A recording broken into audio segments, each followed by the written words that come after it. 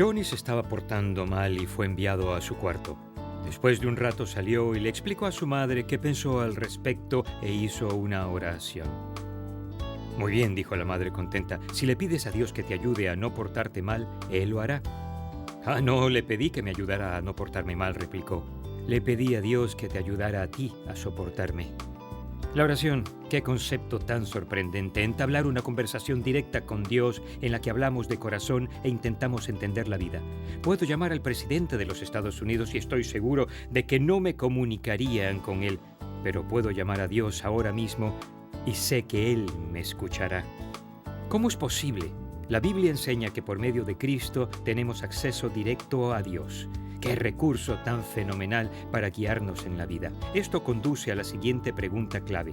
¿Cómo crezco mediante la comunicación con Dios?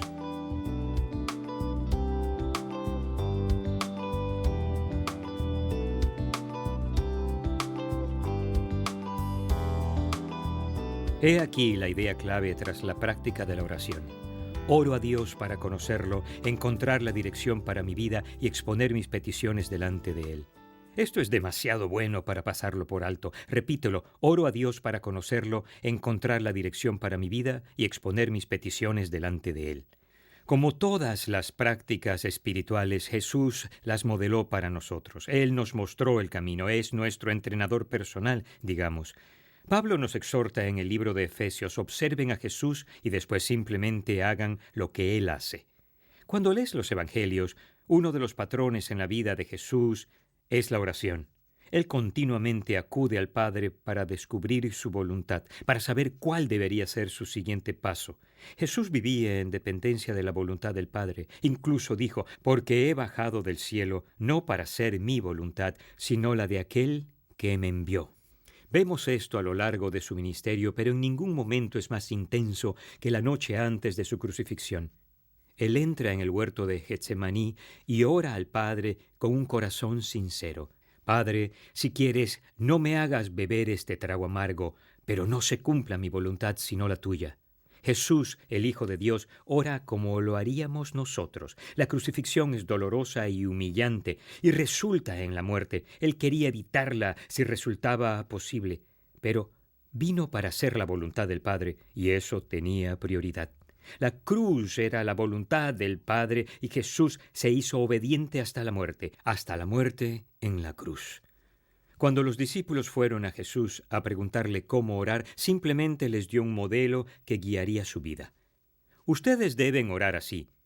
Padre nuestro que estás en el cielo, santificado sea tu nombre. Venga tu reino, hágase tu voluntad en la tierra como en el cielo. Danos hoy nuestro pan cotidiano. Perdónanos nuestras deudas, como también nosotros hemos perdonado a nuestros deudores, y no nos dejes caer en tentación, sino líbranos del maligno.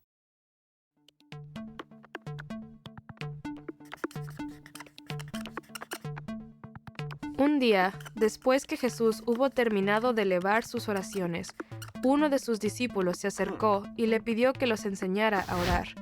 Jesús dijo, ustedes deben orar así. Padre nuestro que estás en el cielo, santificado sea tu nombre. Venga tu reino, hágase tu voluntad, en la tierra como en el cielo. Danos hoy nuestro pan cotidiano. Perdónanos nuestras deudas, como también nosotros hemos perdonado a nuestros deudores. Y no nos dejes caer en tentación, sino líbranos del maligno. Luego Jesús les contó una historia a los discípulos. Supongamos que uno de ustedes tiene un amigo, y a medianoche va y le dice, amigo, préstame 3 panes, pues se me ha presentado un amigo recién llegado de viaje, y no tengo nada que ofrecerle. Y el que está dentro le contesta, no me molestes, ya está cerrada la puerta, y mis hijos y yo estamos acostados. No puedo levantarme a darte nada. Les digo que, aunque no se levante a darle pan por ser amigo suyo, sí se levantará por su impertinencia y le dará cuanto necesite. Así que yo les digo, pidan y se les dará, busquen y encontrarán, llamen y se les abrirá la puerta. Porque todo el que pide, recibe, el que busca, encuentra, y al que llama, se le abre. ¿Quién de ustedes que sea padre, si su hijo le pide un pescado, le dará en cambio una serpiente? O si le pide un huevo, le dará un escorpión.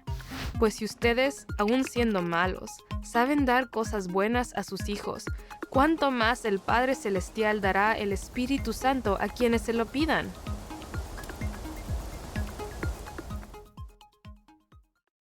Después de esta oración modelo, Jesús explica a los discípulos que así como los padres humanos suplen las necesidades de sus hijos, Dios Padre se inclina aún más a decir sí a nuestras peticiones, si son para nuestro bien. Como padre de 4 hijos, lo entiendo bien. Solo quiero lo bueno para mis hijos y mi corazón se inclina hacia ellos para que usen los recursos que tengo para que sus vidas sean mejores. Cuán más el perfecto Padre Celestial quiere eso, y cuán vastos son sus recursos. Cuando parece que Dios no responde nuestras oraciones, tal vez sea porque lo que pedimos no es para el bien general o de alguna manera interrumpe o altera su voluntad. Como Jesús, pongamos nuestras vidas en consonancia con su voluntad en lugar de pedirle a Él que adapte sus planes a nuestra voluntad. Recuerda que en el huerto de Getsemaní Jesús oró: no se haga mi voluntad sino la tuya. Él se sometió a la buena y perfecta voluntad de Dios Padre. Y si queremos ser como Jesús, tenemos que entender que el bien que tanto deseamos está en la perfecta voluntad de Dios. La crucifixión fue difícil, pero pensemos en los resultados. Dios resucitó a Jesús de la muerte al 3er día y ahora podemos reconciliarnos con Él para siempre.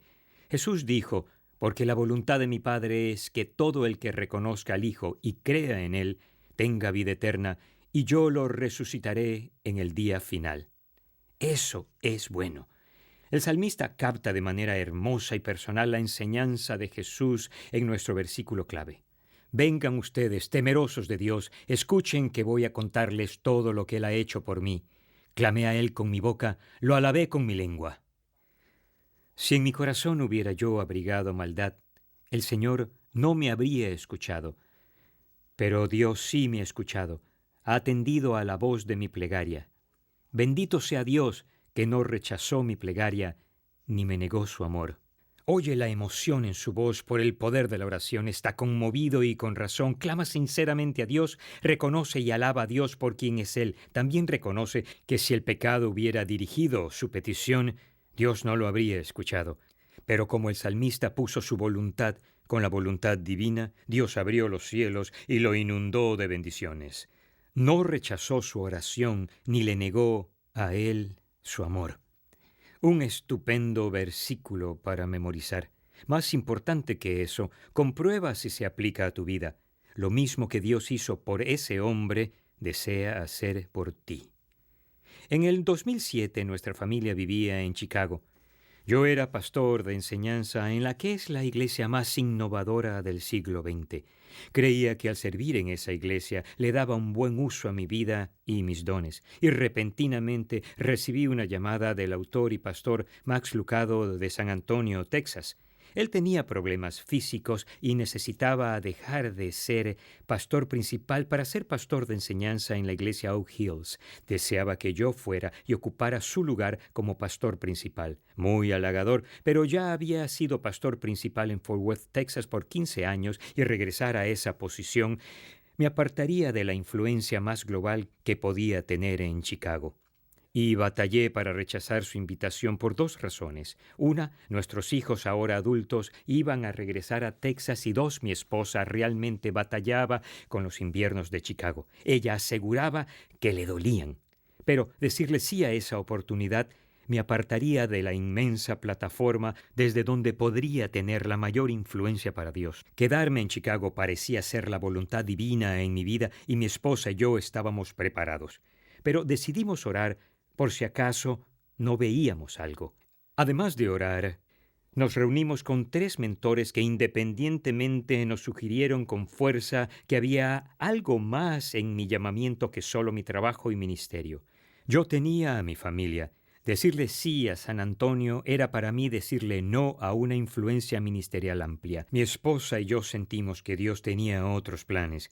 Y abrí mis manos y dije sí a San Antonio, Max Lucado, la iglesia Oak Hills, mi familia y finalmente a Dios, creyendo en verdad que podría limitar el alcance de mi ministerio. Y eso estaba bien.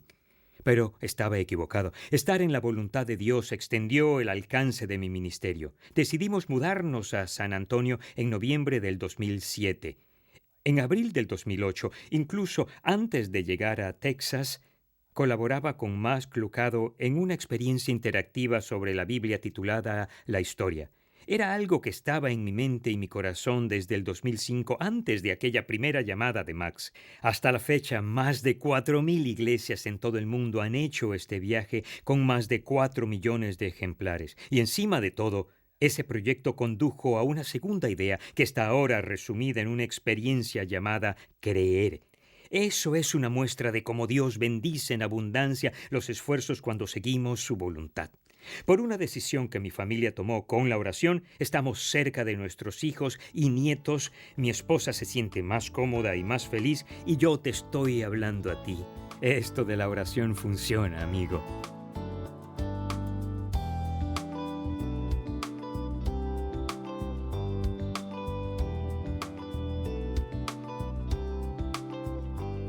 ¿Cómo crecemos mediante la comunicación con Dios? Repasemos maneras de lograrlo.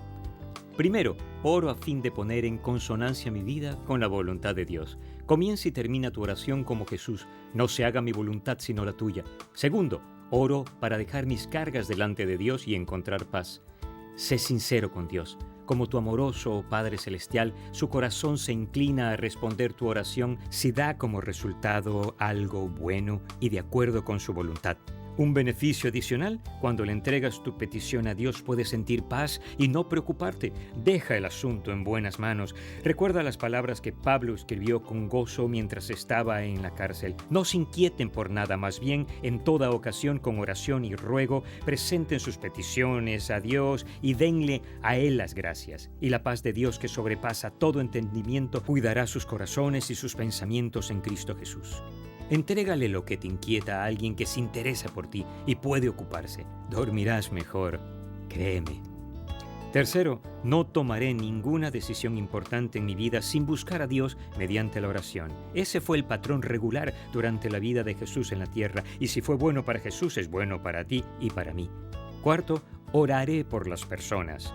Quizás no tengas los recursos para ayudar a otros de manera significativa, pero como cristiano tienes ese poderoso recurso espiritual a tu disposición. Úsalo para beneficio de otros. Incluso los recursos financieros se acaban, pero la gracia y la misericordia de Dios nunca se agotan. Así que ora y sigue orando para conocer a Dios, poner tus peticiones delante de Él y que te permita encontrar dirección. Ora liberalmente por otros. Incluso podrías orar que Dios ayude a los demás a aprender a soportarte. Yo lo he hecho.